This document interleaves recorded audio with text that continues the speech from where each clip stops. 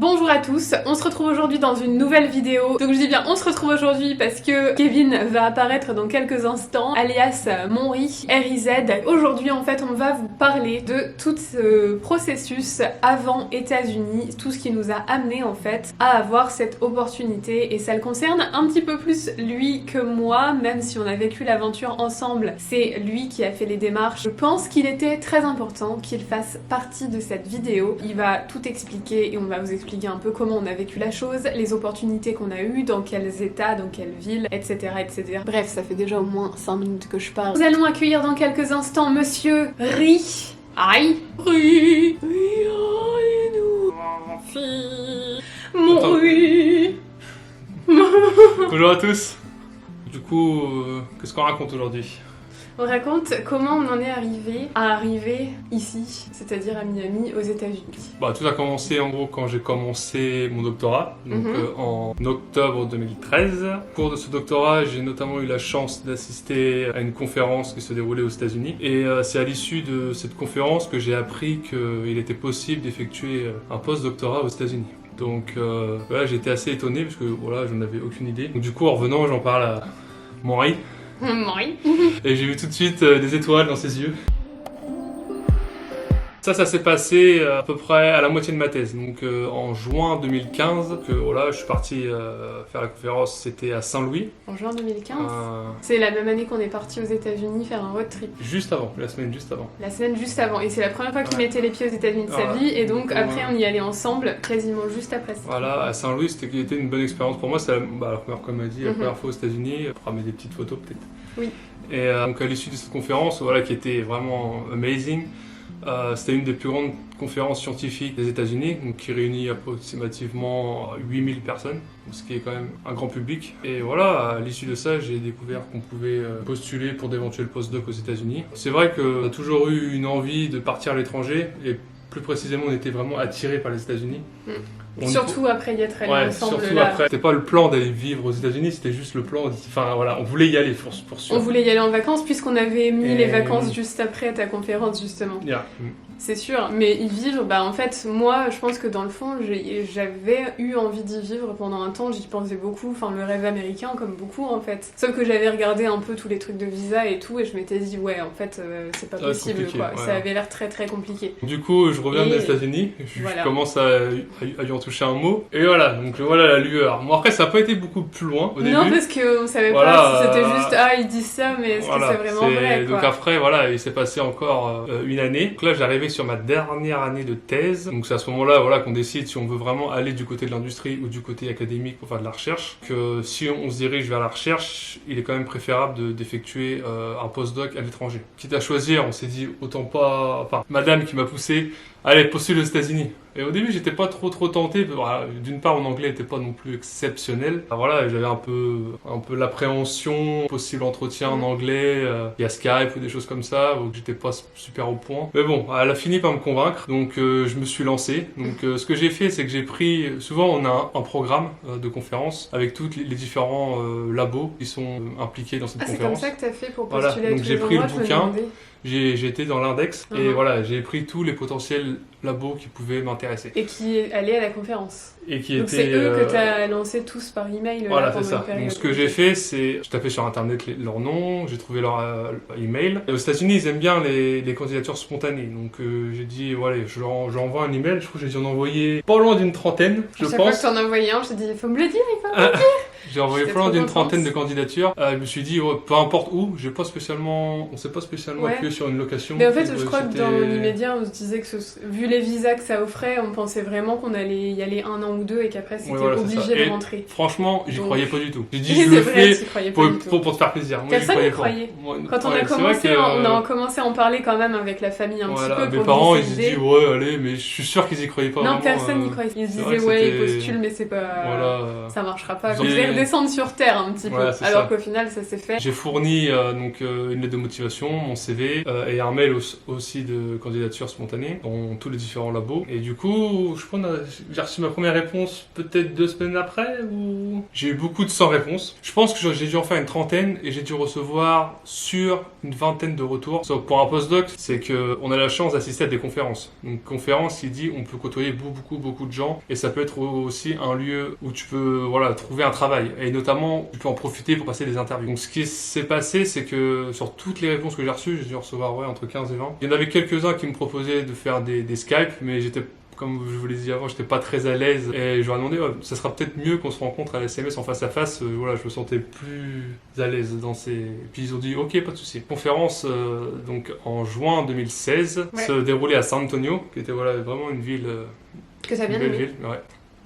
Et du coup, j'ai pas pu vraiment profiter de cette ville, parce que la conférence, elle a duré à peu près, ça a duré 5 jours, et pendant 5 jours, je devais passer entre 15 et 20 entretiens. Donc, en gros, ça, tu vois, c'était... c'est un détail que j'avais oublié. Je leur en ai jamais parlé parce que j'avais oublié que t'avais dû en passer autant là-bas. C'est toi qui as vécu le truc, moi j'étais le problème, pas j'en là. ai passé autant parce que j'ai envoyé beaucoup de candidatures. Et vu Oui. que j'étais vraiment pas sûr de moi, j'ai dit oui à tout. Enfin, pratiquement, Oui, j'ai c'est relancé pour ça. tout, et j'ai dit, il y en a au moins un qui va me prendre. C'était partout aux États-Unis, du Texas au Californie, dans le nord, Michigan, Floride, enfin partout. Et donc là, c'était en juin.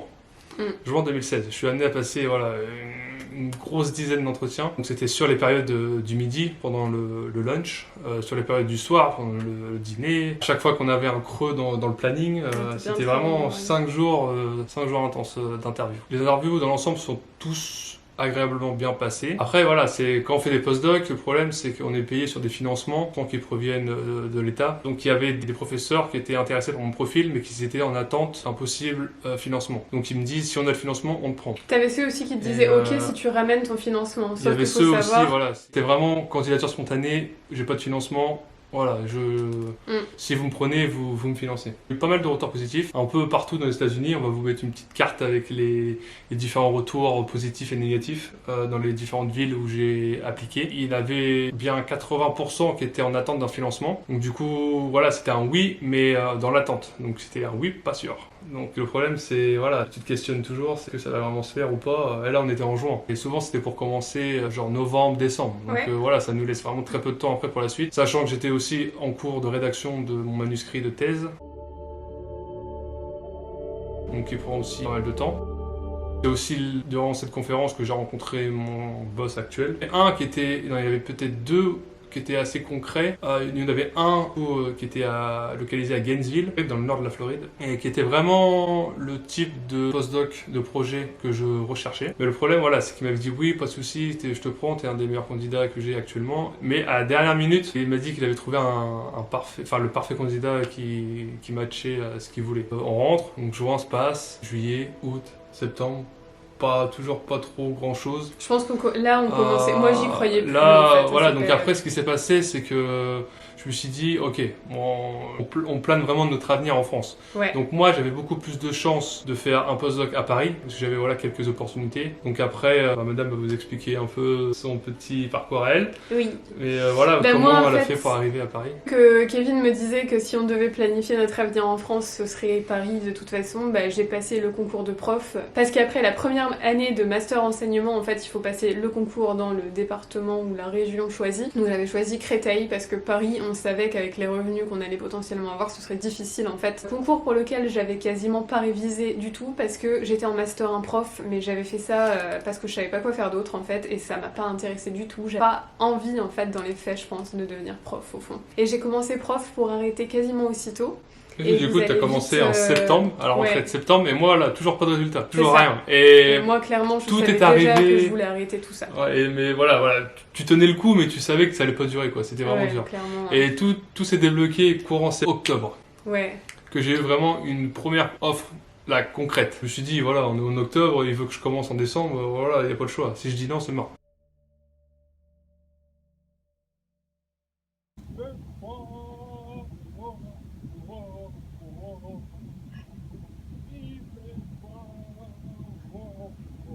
Et c'était voilà, une des villes qui faisait rêver, donc là où on est actuellement, Miami. Donc en gros, j'ai pas réfléchi super longtemps. J'ai dit allez, j'y vais. Et voilà. Et au moment où j'ai dit oui, j'ai reçu une dizaine d'offres juste après, un peu partout, Texas, Californie. Et ça, oui, c'était réel. Ça m'était sorti de la tête tout ça. Mais le problème, c'est que j'avais déjà dit oui, et puis voilà. Non, puis en plus là, il a été vite parce qu'il te voulait vite. Et du coup, il a envoyé tous les papiers pour qu'on fasse le visa. Enfin, ça s'est fait vraiment. Parce qu'il voulait vraiment absolument que je commence avant janvier 2017. Ouais. Et là, on était en octobre 2016. Donc, il a fallu que je rédige ma thèse en un mois. Enfin, j'avais déjà commencé un peu durant l'été, parce qu'en plus, cet été-là, on était parti à Malte, je me rappelle. On avait pris des vacances, et du coup, j'avais pas trop bossé. Il a fallu que je rattrape. J'ai eu un mois de septembre, et un mois de septembre assez chargé en écriture, beaucoup de nuits blanches, parce qu'il fallait que je finisse mon manuscrit pour fin septembre, pour pouvoir l'envoyer au comité. Et j'ai eu ma date de soutenance le 16 novembre. Le 16 novembre, j'ai soutenu ma thèse. On s'est marié le 10 jours plus tard, le 26 novembre. Ouais. Voilà, on a tout planifié. C'est pareil, hein, le mariage, je me vois encore appeler la mairie. Bonjour, est-ce qu'on peut se marier dans 10 jours. Ils étaient oui, bien sûr, mais quand? Bah, cette semaine, si possible. Et puis après, si tu veux réserver une salle ou quelque chose comme ça. Ça, du coup. Cela dit, on avait quand même appelé, on a vu que c'était possible. Mais vu les coûts que ça avait et tout ce qui nous attendait ici, et d'ailleurs, on n'a pas eu assez, on a été vraiment limite.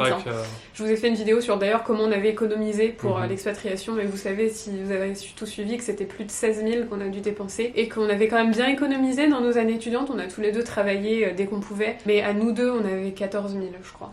Et donc, comme on peut voir, 16 000 et quelques d'expatriation, bah, du coup, on n'avait pas tout à fait assez. D'un mois pour faire tous les visas, tous les papiers, tous les trucs. Sur toutes les propositions que j'ai eues sur les locations, franchement, je n'ai pas été déçu d'avoir choisi Miami sans avoir à réfléchir avant. J'ai eu 2 offres dans le Texas, une à Waco, une à Austin. Texas, ça aurait pu être bien. Texas, Austin, ça aurait pu être sympa. Ouais. Waco, je pense pas. Austin, Waco, c'est un peu plus dans le milieu, où il n'y a rien. Ça. On aurait vu des serpents à sonnette, peut-être. Et Austin, il y avait Riverside en Californie aussi. Riverside en Californie. On aurait presque hésité parce que la Californie, c'est ce qu'on aurait choisi en fait à l'époque si on nous avait. Ça, c'est parce qu'on avait été un peu faussé par le road trip. Ça, je pense. C'est ça. On avait fait le road trip un mois avant. Voilà, vraiment 9 heures de décalage avec la France. C'est les impôts aussi sur le salaire et tout. C'est vraiment hors de prix. Si les gens veulent venir, c'est cher. C'est ça. Miami, parfait.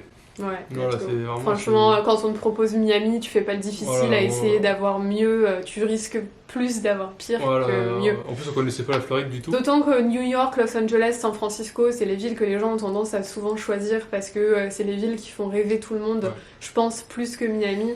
Mais il faut voir le coût de la vie là-bas, et puis surtout si tu veux un jour être propriétaire de quelque chose et rester à peu près dans le centre-ville, c'est vraiment inabordable par rapport à Miami. Miami, ça reste encore abordable à l'heure actuelle des choses. C'est vrai, J'ai eu une réponse dans le Wichita, en plein dans les champs de maïs, plein dans le centre des USA. On l'aurait fait quand même, honnêtement. Là, du coup, c'était vraiment pour un an, donc très peu cher. Pour un salaire équivalent. Donc là, du coup, on aurait vraiment bien vécu, mais on sait pas ce que ça aurait donné. Mais voilà, là, on a le beau temps, on a tout.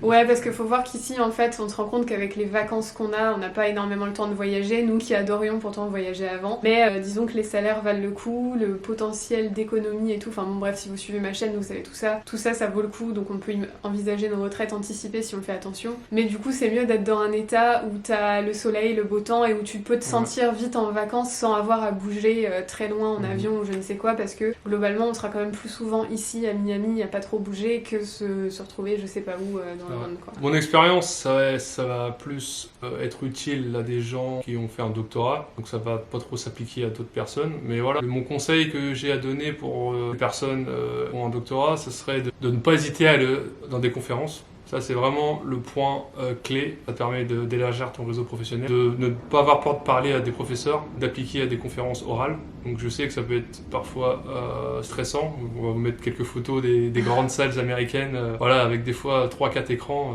Voilà, c'est fou, quoi. C'est différent de chez nous. Juste pas avoir peur, y aller. Et voilà, faut aussi oser. C'est ça le problème. Faut juste se dire que voilà, le labo n'a pas de position ouverte, donc je vais pas appliquer. Non, des fois, ils aiment bien la spontanéité. Et voilà, ils peuvent après trouver un financement ou débloquer des fonds, faire des choses comme ça, et voilà, ça permet de créer une position. Puis surtout, les postdocs, c'est pas vraiment ce qui leur coûte le plus cher. Et les conseils qui s'appliquent du coup à tout le monde pour le coup, c'est d'être patient, de pas hésiter à faire des candidatures spontanées, de choisir un domaine qui se rapproche de vos qualifications, où ça peut être considéré facilement assez exceptionnel par rapport à des Américains, parce qu'il faut savoir qu'embaucher quelqu'un et devoir attendre autant de temps et devoir s'occuper des démarches du visa avec la personne que tu veux embaucher, bah disons qu'il faut vraiment la vouloir pour que ce soit possible. Ne pas se décourager, parce que nous par exemple, pour Kevin, il a quand même fallu une bonne année presque pour commencer à avoir des réponses positives. Oui, j'ai commencé entre février et Réellement. mars, et voilà, après ça a mis quelques mois pour les premières, et puis j'ai reçu des réponses dès qu'on était déjà installé à Miami. C'est ça, aussi. mais ça pour mettre le lien de la vidéo, on expliquait un petit peu